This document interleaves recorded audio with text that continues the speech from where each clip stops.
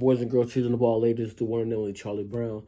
And once again, it's time to go around the town with Kharlie Brown. That's me. First, before we jump into this, please like, subscribe, share, whisper, smoke signal, whatever you got to do to let everybody know, and so you can jump on board too. There's room on this bandwagon for us to keep traveling along and seeing what's going on around the town. Anyway, please like, subscribe, and share. Also, I'd like to thank everybody that had an opportunity to get a copy of That Was Unexpected by Carsten Colbert, which is me, aka Kharlie Brown, but Carsten Colbert. Thank you guys for purchasing your copies of it. And if you haven't, I guarantee you there's a link down below for you to click into that and get your copy. The audio copies are coming out soon. Anyway, the link for everything and all that good stuff is down below. But right now, I want to talk to you guys about something that I really love, movies. And one thing I really love about movies is going to the theater to actually watch the movies. Ever since I was younger and I very first had my opportunity to go to the movies, I'm like, man, you know, it's just the atmosphere and everything, sitting there with your popcorn. And then now, the way they make the chairs, you can lean back. It's like the song, Lean Back. But because of COVID, it was a while before we were able to go back to the theaters. The movies aren't able to get to the capacity that they were before because of everything that was going on with that son of a bitch called COVID. At the same time, though, the minute I was able to get back to the theaters, I ran and I jumped back into it. And I used to go to theaters as like a form of therapy. Like I would go and it would just relax me, whether the movies were good or bad or whatever. It's honestly just the atmosphere. And I would go to theaters alone, or I would go with the rest of the gang. You know, the main event, Ferris, Q Cuts, you know, Trolley Cat, or D-Ty, aka David, aka Dat Tyson. But the majority of the time we would go see a lot of the new superhero movies, like the Marvel movies or action movies and stuff like that. But right now I want to jump into the movies that are about to come out. Right now it's September. As a matter of fact, it's September 15th, which is actually my birthday. And I just turned 37. Woo, man. Which is funny because I thought I was turning 38. But I was actually turning 37. My son was like, no, you're 36. You're about to turn 37. Slow yourself down. Stop trying to get old. So right now I want to jump into the movies that I'm anticipating, the movies that I really want to go and see. You know, they change movie dates constantly, especially over the last like 2 years because of COVID. But right now, I think these movies are pretty much set in stone for the rest of the year. So I'm only talking about movies that are from October 1st to the beginning of 2022. So first movie in question that's on the list for must see for the end of 2021 is the movie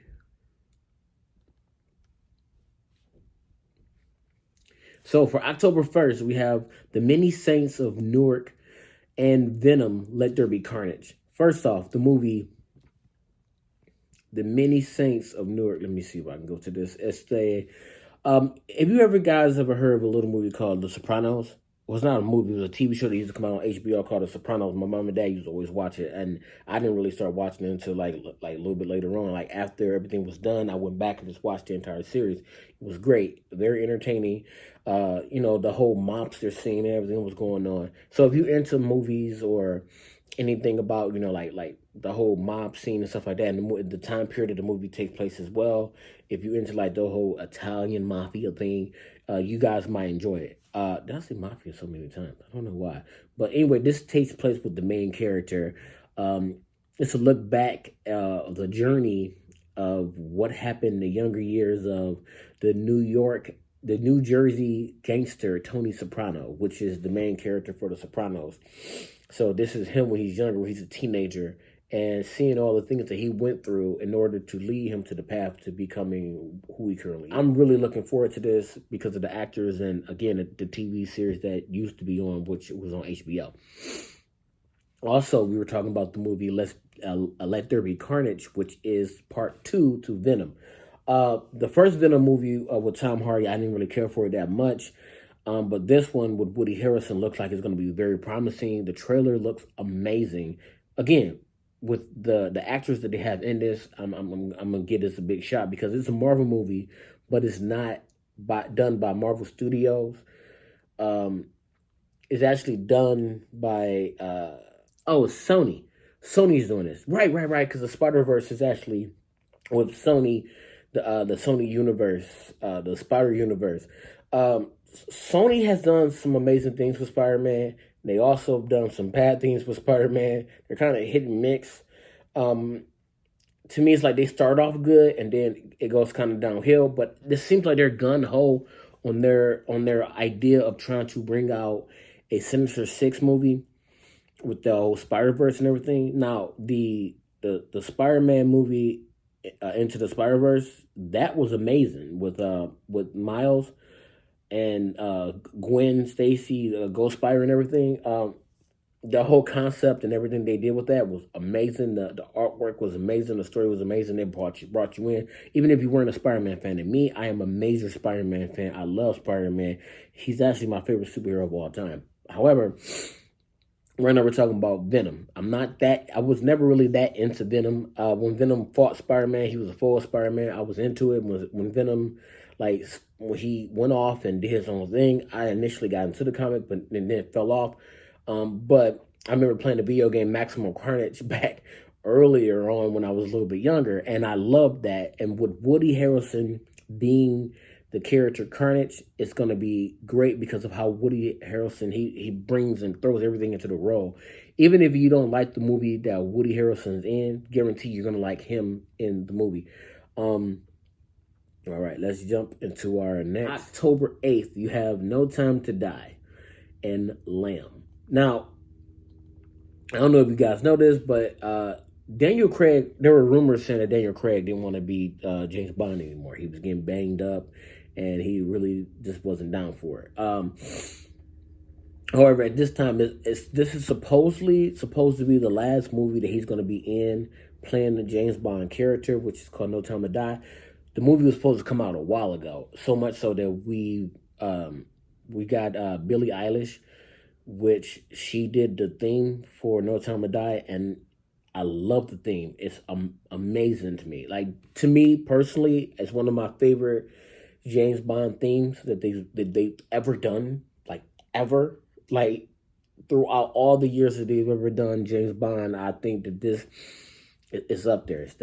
It's so eerie and just it builds up, and her vocals are just it's just simply perfect. But in this one, it says here that James Bond has left active service. His piece is short-lived when his friend Felix, an old friend from the CIA, which CIA is in America, but turns up asking for help, leading Bond into a trail of mysterious villains armed with dangerous new technology. Now, if you guys haven't had a chance to check out this trailer, please check out the trailer. I don't want to say anything else about it, but just check out the trailer so when you see who's in the trailer and you get the same reaction that I got, ooh, I like him. This is going to be good. Again, the acting power, the story seemed like the way they're setting the story up, a lot of mystery, a lot of, okay, what if James Bond didn't do this? Even though it's James Bond, but it's like they're setting up the character to where you're going to have a little worry, a little doubt. Also, there's a movie coming out called Lamb. Now, I don't know much about this movie, but the actress that plays in it, this is her right here. Now, if you guys remember her, she was in a lot of great movies. She was in the movie called What Happened to Tuesday. No, I'm sorry. What Happened to Monday? That was a great movie. She was in a couple other movies. As a matter of fact, I'm gonna recommend those movies at the end. You guys can like check out some of the movies that she's been in. But the trailer, I want you guys to look at the trailer and then come back and comment down below how you feel about the trailer. Because when you see the trailer, you're like, oh, okay, so they can't have kids. Well, did they take a lamb's baby? The guy didn't sleep with a lamb, did he? But it's like, all right, cool. I'm gonna watch it because it looks interesting. It pulls you in, and just I don't know how best to say it, but it looks extremely interesting. I think that's the best way of putting it. October, you have October 15th, the movie Halloween Kills, which is the sequel to Halloween that came out I want to say it was last year. That it came out, or was the year before that?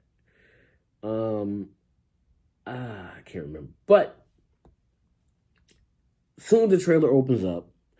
It starts off immediately after the last Halloween movie. So look at the last Halloween movie. I'm pretty sure it either came out 2019 or 2020. Either or. Check out that one first before you get a chance to go and see this one.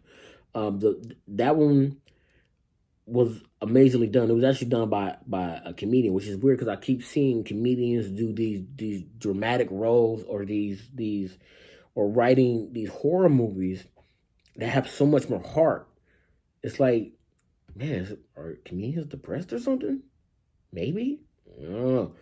But the saga continues as Michael Myers and his sister Laurie, they continue in the next thrilling chapter of the Halloween series. First of all, when you see the trailer, all I gotta say to you is firefighters. Pretty much it. When you see the trailer, you'll know what I'm talking about.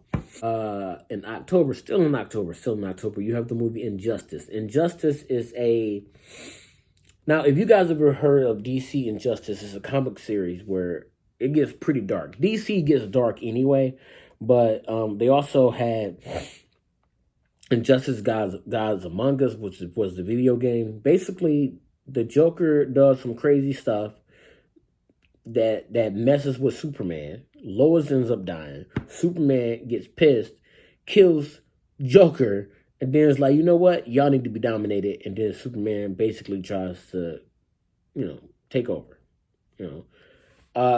It shows you a lot like how Superman looks and views things.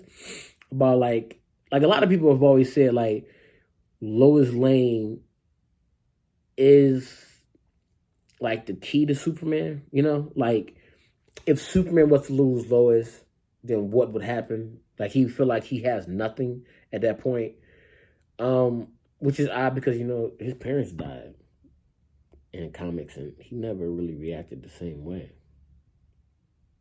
But anyway,